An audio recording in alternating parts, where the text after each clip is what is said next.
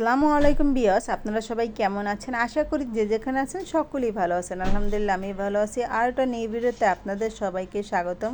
আজকের পর্বে থাকছে পাউন্ড কেক। আজকে একটা পারফেক্ট পাউন্ড কেকের রেসিপি নিয়ে আসলাম। আসলে সন্ধ্যা হলেই বাচ্চাদেরকে কী নাস্তা দেবো এটা নিয়ে কিন্তু আমরা সকল মারাই একটা টেনশনে পড়ে যাই। এরকম পাউন্ড কেক যদি ঘরে বানিয়ে রাখা যায় তাহলে কিন্তু বাচ্চাদের নাস্তাও দেওয়া যায়, আবার কিনা স্কুলে টিফিনেও দেওয়া যায়।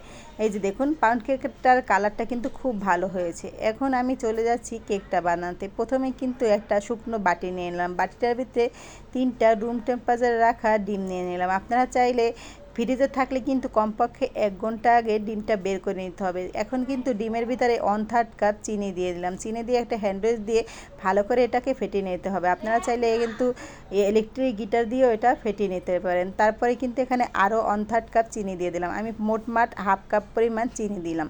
তারপর ভালো করে এটা কিন্তু ফেটানো হয়ে গেছে। আসলে হ্যান্ডউইচ দিয়ে ফেটানোটা কিন্তু অনেক ঝামেলা, অনেক দেরি লাগে। তারপরে এখানে 1/3 কাপ রান্নার তেল দিয়ে দিলাম, 1/3 কাপ দিয়ে দিলাম লিকুইড দুধ। আপনারা চাইলে কিন্তু এখানে গুঁড়ো দুধটাও ইউজ করতে পারেন। তারপর একটু ভ্যানিলা এসেন্স দিয়ে দিলাম। এই যে দেখুন একদম ফেটানো কিন্তু আমার হয়ে গেছে। আসলে স্পঞ্জ কেক কিন্তু বেশি ফেটানো লাগে, আর এটা তো পাউন্ড কেক, তার জন্য কিন্তু বেশি ফেটানোর কোনো দরকার নেই। তারপর ভ্যানিলা এসেন্স দিয়ে ভালো করে লাড়াচাড়া দিয়ে তারপর শুকনো উপকরণটা নিয়ে নিলাম। একটা চালনি নিয়ে নিলাম। এখন কিন্তু এখানে 1 কাপ পরিমাণ ময়দা নিয়ে নিলাম, 1 টেবিল চামচ বেকিং পাউডার নিয়ে নিলাম, সামান্য একটুখানি লবণ নিয়ে নিলাম। তারপর হ্যান্ডউইচ দিয়ে ভালো করে এই ব্যাটারটা ভালো করে মিশিয়ে নিতে হবে। এটা যেহেতু এই পাউন্ড কেক, তার জন্য কিন্তু মিশাতে কোনো রুলস নেই। আর যদি স্পঞ্জ কেক থাকতো তাহলে কিন্তু এটা আস্তে আস্তে মিশালি হয়ে যেত।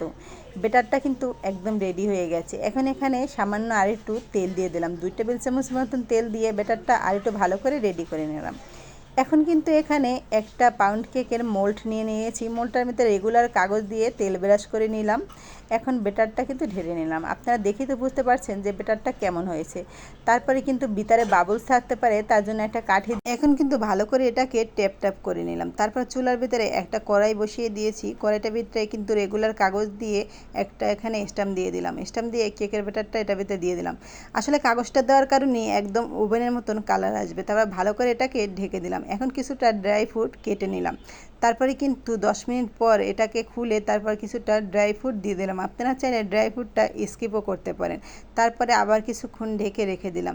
মোটমাট আমি 40 মিনিটের মতন কেকটা বেক করলাম। এই পর্যায়ে চুলার আঁচটা কিন্তু একদম মিডিয়াম থাকতে হবে।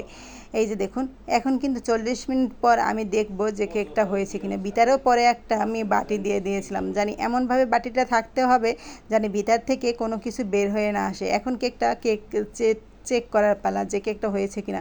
এই যে দেখুন একটা কাঠি ঢুকিয়ে তারপর কাঠিটা একদম ক্লিন বের হয়েছে। এখন বুঝতে হবে কেকটা একদম বেক হয়ে গেছে। এখন কিন্তু কেকটা নামিয়ে রাখলাম ঠান্ডা করে। তারপর কেকটা আনমোল্ড করা পালা, একটা ছুরি দিয়ে 4-5টা ভালো করে কিন্তু ছুটিয়ে নিলাম।